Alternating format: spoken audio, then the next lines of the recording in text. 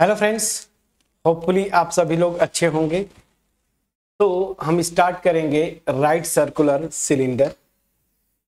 और right circular cylinder में basically इसका पहले डिफिनीशन और उसके बाद फिर जो है हम लोग इसके इक्वेशन की बात करेंगे।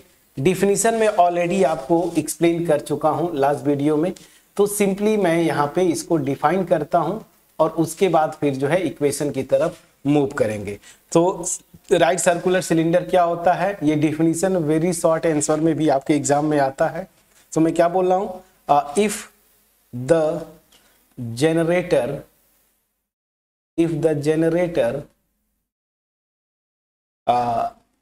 remains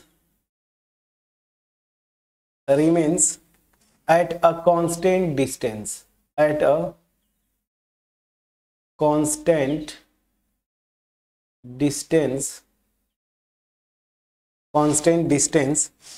from the fixed line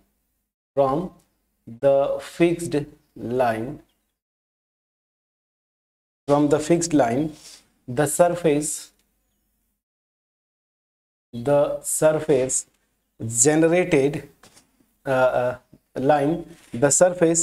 generated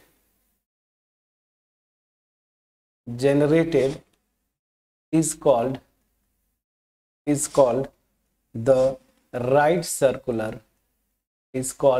the right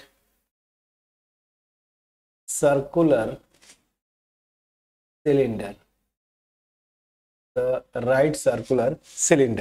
ठीक है ना। अब यहां पे ध्यान दीजिए, जो चीजें यहां पे हमने सीखा, फिक्स लाइन को हम यहाँ पे क्या बोलते हैं, axis of the right circular cylinder. और ये जो कांस्टेंट डिस्टेंस है ना, उसको हम क्या बोलेंगे, रेडियस। ये कांस्टेंट डिस्टेंस मैं इसको आर लिखूंगा क्योंकि इक्वेशंस में हम जनरली आर से ही रिप्रेजेंट करते हैं रेडियस को। सो नोट किया है, the fixed line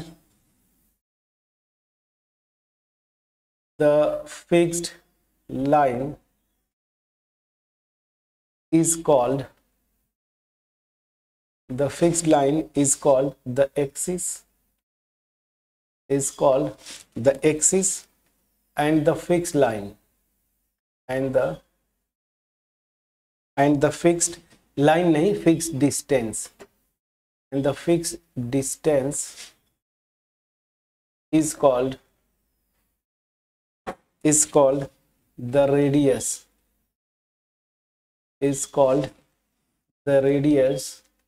of the right circular cylinder। ठीक है। सो ये चीजें क्लियर हो गई यहाँ पे कि फिक्स लाइन को हम बोलते हैं एक्सिस और फिक्स डिस्टेंस को हम क्या बोलते हैं, रेडियस। ठीक है ना। चलिए, तो यहाँ पे ये डिफिनीशन रहा। अब आते हैं फ्रेंड्स इक्वेशन बड़ा इंपॉर्टेंट होता है। इक्वेशन से ही अगर आप देखें कैसे इक्वेशन निकालेंगे, तो यहाँ पे थोड़ा सा चेंज होगा। जैसे यहाँ पे मतलब जनरल सिलेंडर था, उसका जो कंडीशन था, मतलब बेस दिया रहता था ना, जैसे कोनिक सेक्शन या कोई सरफेस जिसको वो टच करती थी जनरेटर। यहाँ पे ऐसा नहीं है। यहाँ पे कंडीशन क्या है, एक स्ट्रेट लाइन देगा, फिक्स होगा। और ये जो जनरेटर है, ये व्हाइट वाली, ये इस तरीके से मूव करेगी स्पेस में कि इस फिक्स लाइन से इसका डिस्टेंस जो है ना हमेशा कांस्टेंट होगा। तो अब ये सी बात है, जो यहाँ पे ये जो जनरेट होता है ना, मतलब सर्कुलर या ऐसे बोले सर्कल होता है। और आपको पता है हमने सिलेंडर में बहुत सारे फार्मूले वगैरह किए थे 10th लेवल पे। सो यहाँ पे हमें क्या करना है, जो मेन कॉन्सेप्ट है वो इक्वेशन हम डिराइव करना चाहते हैं। सो और इसी पे हमें फोकस करना है। So equation of right circular cylinder. ठीक है। अब चलिए, equation of right circular cylinder हम कैसे डिराइव करेंगे। तो यहां पे देखिए, जो इंफॉर्मेशन होगा, यहां पे पहले मैं ग्राफ ड्रॉ कर देता हूं ताकि चीजें क्लियर होंगी। पहले एक सिलेंडर यहां पे ऐसे डाउन ड्रॉ कर लीजिए, ठीक है ना। चलिए ठीक है, यहाँ पे तो ये मेरा सिलेंडर हो गया, राइट सर्कुलर सिलेंडर। चलिए यहाँ पे ये, चलिए बहुत बढ़िया, अच्छे से बन गया। चलिए ये मेरा सिलेंडर है। ध्यान दीजिए यहाँ पे एक्सिस होती है ना, एक्सिस, ये मान लीजिए मेरी एक्सिस है ना, ये मेरी वही फिक्स लाइन जिसको आप बोलते थे ना, इसी को अब क्या बोल रहे हैं हम, एक्सिस बोल रहे हैं। ठीक है, चलिए थोड़ा अच्छे से, बहुत अच्छा से ड्रॉ हो गया। ठीक है, तो ये मेरी एक्सिस है। यहां पे क्या देगा, एक्सिस का इक्वेशन देगा, यही तो, इसमें और कुछ है ही नहीं, एक्सिस का इक्वेशन देगा।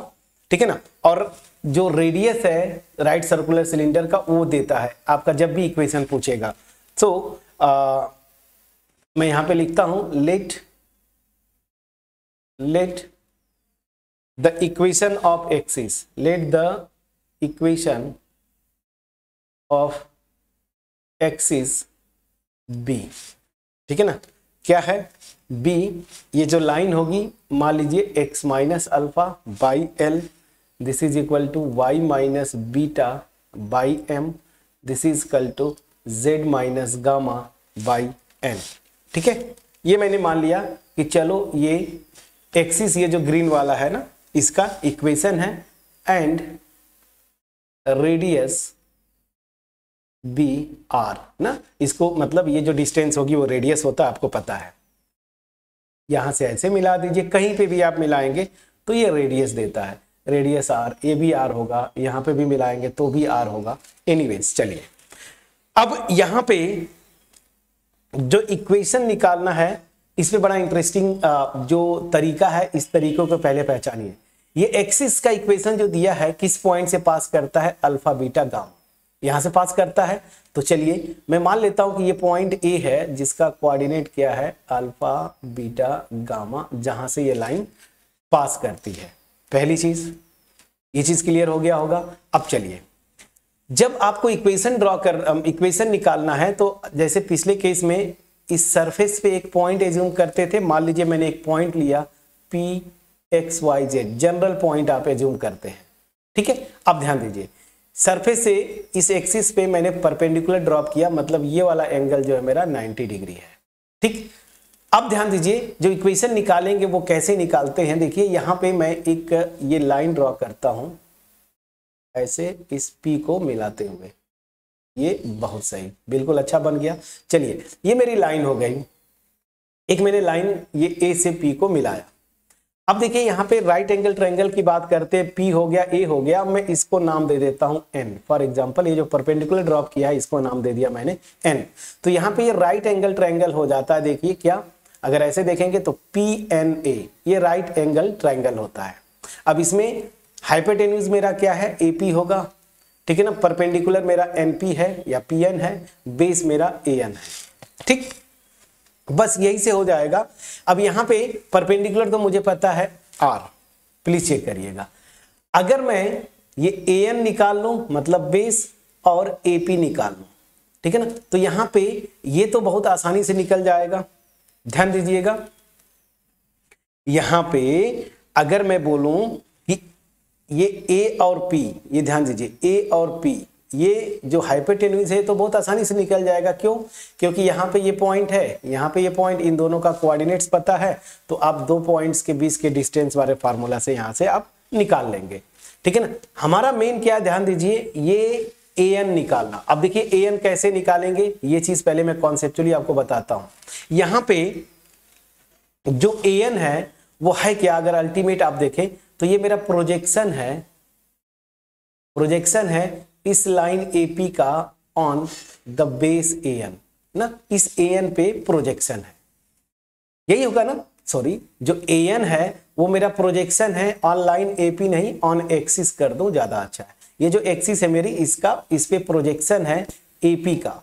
ठीक है फ्रेंड्स, चलिए थोड़ा सा वोल्टेज फ्लक्चुएट करता है तो डार्क हो जाता है, कोई इशू नहीं। तो यहां पे AP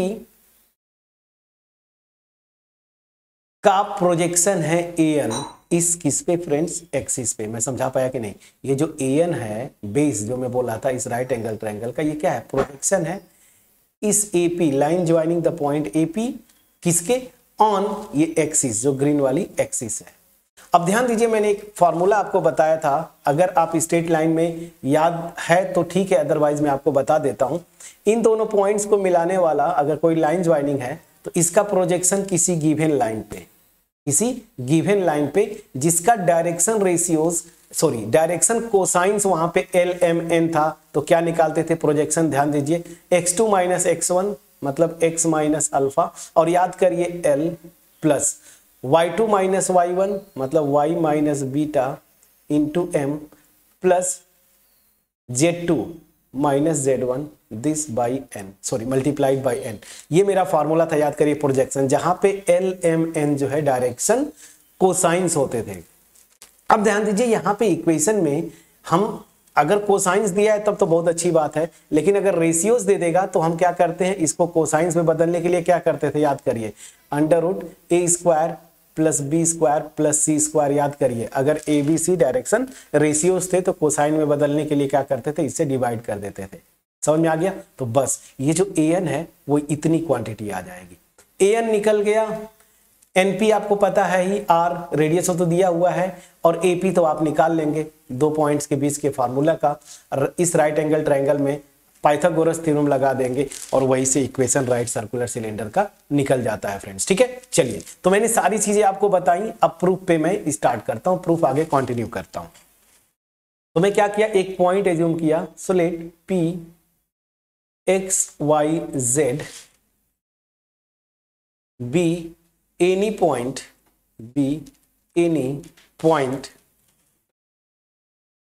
on the cylinder, मतलब उसके सरफेस पे, ठीक है ना। एंड इसी में एंड मैं ए ले लेता हूं, अल्फा बीटा गामा, ठीक है ना, दिस ऑन लाइन, ठीक है ना। मैं यहाँ पे एक पॉइंट ले लिया अल्फा बीटा गामा, जिससे ये लाइन पास करती है ना, वही मैंने ये पॉइंट ले लिया।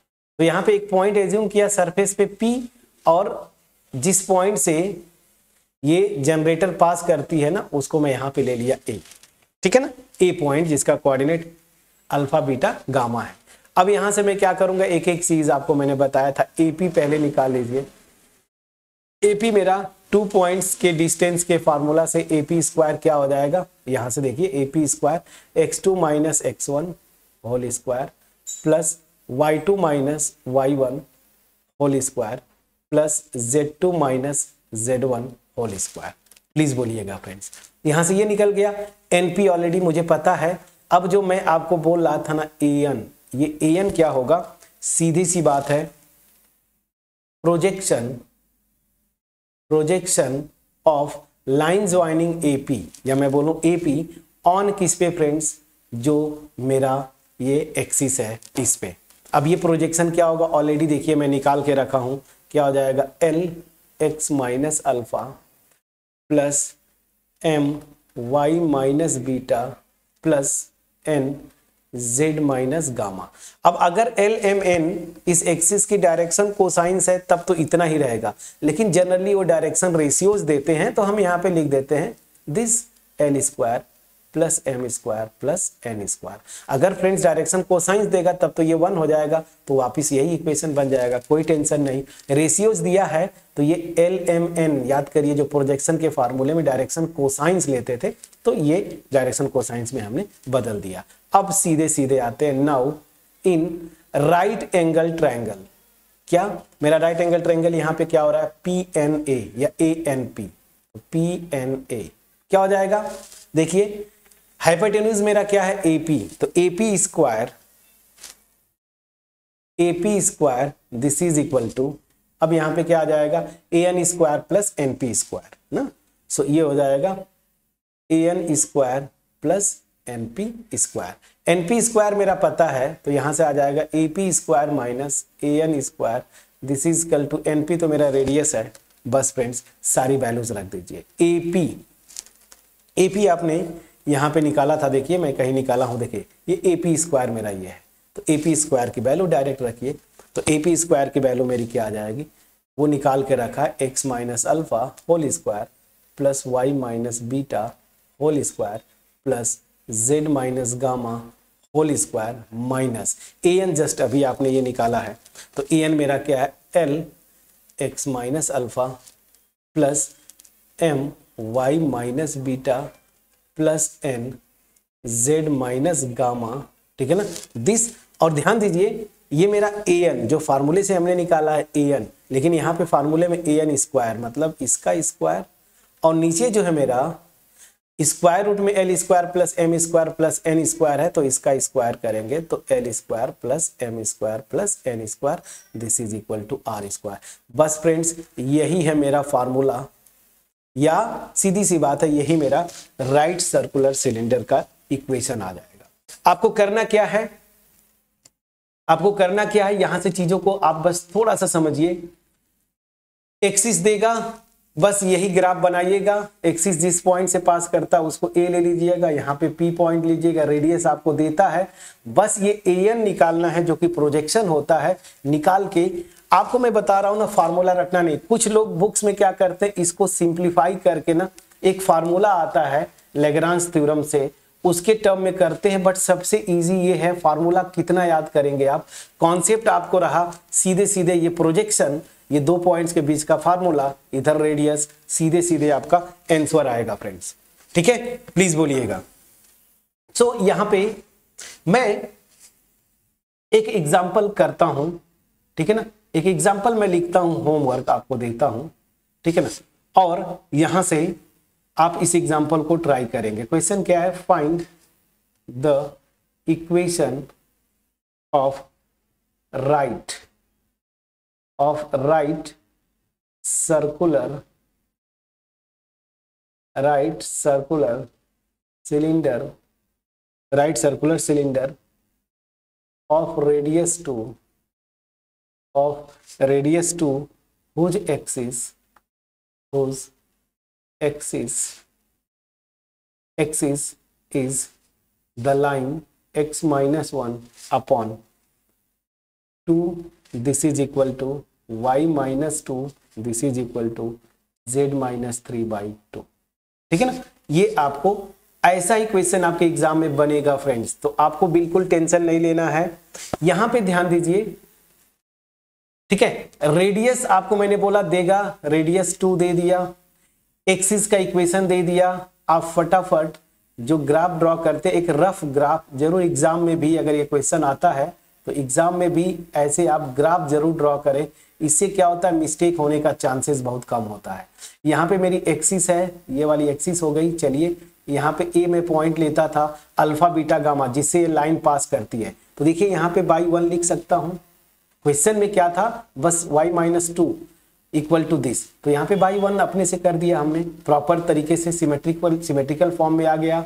एक्सिस का इक्वेशन ये किस पॉइंट से पास करता है, 1 2 एंड 3, प्लीज चेक करिएगा। तो अल्फा बीटा गामा जो थ्योरी में था वो मेरा 1 2 3 आ गया, ठीक है। अब चलिए, अब यहां पे कैसे करते थे, एक पॉइंट आप एज्यूम करिए P, ठीक है ना, और P से यहां पे परपेंडिकुलर ड्रॉप करिए, ये 90 डिग्री, ये मेरा हो गया n, यही मेरी रेडियस है जो क्वेश्चन में दिया हुआ है 2, और जो हम किए थे इस AP को आप मिला दीजिए, और P पे का कोऑर्डिनेट आप मान लीजिए x y और z, प्लीज चेक करिएगा, बस आपका इक्वेशन आ जाएगा। तो सीधे सीधे अब सॉल्यूशन एग्जाम में अगर यही क्वेश्चन आता है तो सीधे सीधे लिखेंगे, late P x y z be any point on the surface of required cylinder, मतलब जिस सिलेंडर का इक्वेशन निकालना उस पे मैंने एक पॉइंट ले लिया। अब सीधे सीधे कुछ भी आपको नहीं करना है, फ्रॉम फिगर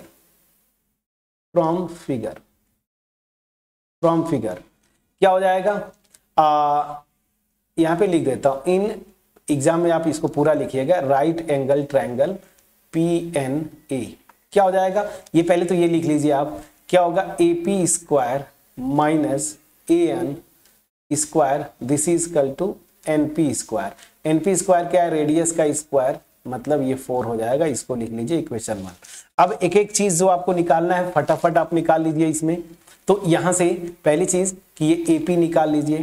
तो AP क्या हो जाएगा, AP स्क्वायर निकाल लीजिए ना, स्क्वायर है तो AP स्क्वायर क्या हो जाएगा, ध्यान दीजिएगा, दो पॉइंट्स के बीच का डिस्टेंस, तो क्या था x माइनस 1 इसका whole square plus y minus 2 इसका whole square plus z minus 3 इसका होल स्क्वायर।